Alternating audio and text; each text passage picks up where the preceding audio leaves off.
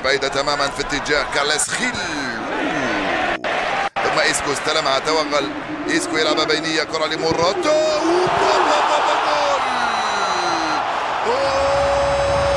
يا موراتا في الشوط الأول قلت لكم بأنه لم يكن موفقا، لكن ذلك لا يعني بأنه لن يسجل أو لن يعود. ها هو استلم، راوغ وسدد بيمنى حتى في الزاوية اليسرى. جول! أنت زعلان يا رونالدو أم ماذا؟ موراتا بعيد عليك في التهديف، عنده 5 أهداف، الريال متفوق بهدف مقابل 0.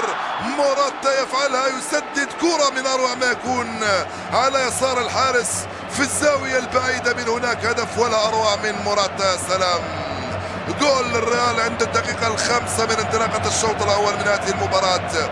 هو 5 أهداف ألفارو موراتا الذي يفتح اللعب الآن عندما يسجل بهذا الشكل في هذا التوقيت بالذات المبكر. زيدان كان عارف بأن المهمة صعبة، لذلك افرح بهذا الشكل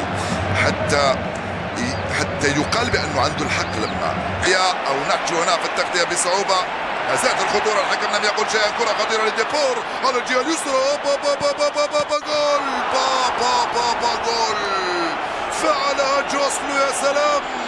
وكيف فعلها جوسلو بالدقة والروعة والبراعة، يا سلام! ديبورتيفو لا كورونيا يبعث المباراة من جديد. يا له من خطأ على مستوى دفاع الريال. في الريال لا يخطئ الدفاع بهذا الشكل، المدافع لا يمكن له أن يحتفظ بالكرة بهذا الشكل يا كازيميرو، والمهاجم أمامك ترميها شمالا ويمينا وفي العمق وفي الخلف وفي الأمام، ولا تحتفظ بها بهذا الشكل. الانطلاقة والتمرير في اتجاه جوزيه لويس جوسلو، بوم في الزاوية اليسرى، ضربت في العارضة الأفقية ودخلت. جول! ديبورتيفو لا كورونيا يعدل النتيجة أمام الريال في سانتياغو برنابيو، يبعث اللقاء من جديد. الريال لم يفوز وديبورتيفو لم يخسر، والمباراة لم تنتهي. ما زال نشاهد الأشياء الجميلة من دون شك في هذه المباراة. 19 دقيقة لعب، هدف لهدف صارت النتيجة. ريال مدريد أمام ديبورتيفو لا كورون. ربع ساعة من الشوط، يعني طفل صغير. والانطلاقة السريعة من جانب عناصر ديبورتيفو لا كورون في الهجمات المعاكسة، كرة خطيرة وصعبة، جول!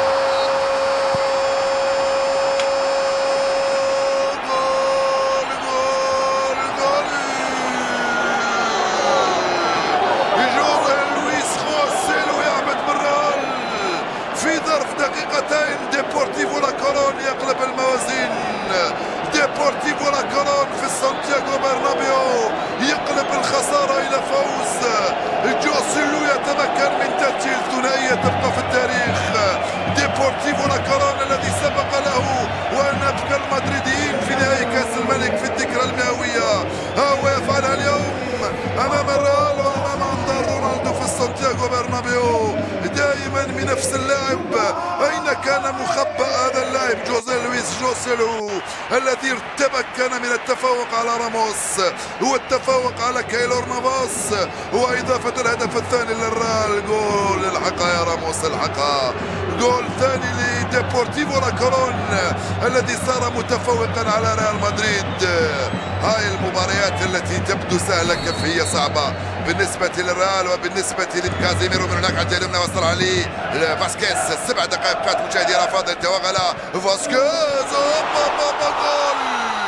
جول! جول! جول! جول! جول! فعلها الدومينيكاني. ماريانو ينقذ الريال، ماريانو يعين الريال، ماريانو يسجل اهداف، اول اهدافه مع الريال في الدوري وفي سانتياغو برنابيو. يا سلام! الكرة بالراس امام دفاع يتفرج، يتمكن ماريانو دياز، لوكاس فاسكيز يوزعه ماريانو دراس بالراس، خلى الحارس يتفرج. تيتون، يا سلام عليك يا ماريانو يا دياز من امام العملاق لتشيلسي. هدفان لمثلهما. الريال يعود من بعيد، الريال يصاب ولكنه، والريال عاد بقيادة ماريانو دياز في الدقائق الأخيرة من عمر هذه المباراة. هل سيتمكن الريال من إضافة هدف ثالث ويتفوق في اللقاء بشق أنفس في غياب البي بي سي وفي غياب خماسي من ذهب توني كروز؟ فعلها المنقذ راموس، سجل الجول الثالث في الوقت بدل الضائع من عمر المباراة. هذا هو الريال وإلا فلا، هذا هو راموس وإلا فلا. ها هم اللاعبين الكبار الذين ينقذون فرقهم في اللحظات الحرجة. جاء راموس من بعيد، سدد بالراس وسجل الجول الثالث للريال. يعود من بعيد في سيناريو عجيب وغريب. ريال مدريد يضرب بالثلاثة اليوم، راموس يسجل هدف في منتهى الروعة. سيشهد التاريخ في نهاية الموسم بأن هذا الهدف هو الهدف الذي سجله أمام البارسا، هما اللذان سيمنحان اللقب لريال مدريد إذا توج باللقب، لأن راموس أنقص للبارسا نقطتان ومنح للريال نقطة، واليوم أضاف نقطتان لريال مدريد بالراس. عناصر ديبورتيفو لا كورون عارفة بأن هذا الطائر المجنون يقدر يتفوق في الكرات العالية، ولكنها لم تراقبه ففعلها. زيزو يفرح، زيزو يحطم الرقم القياسي ويفوز على ديبورتيفو لا كورون بالثلاثية. ثاني مدرب في ريال مدريد.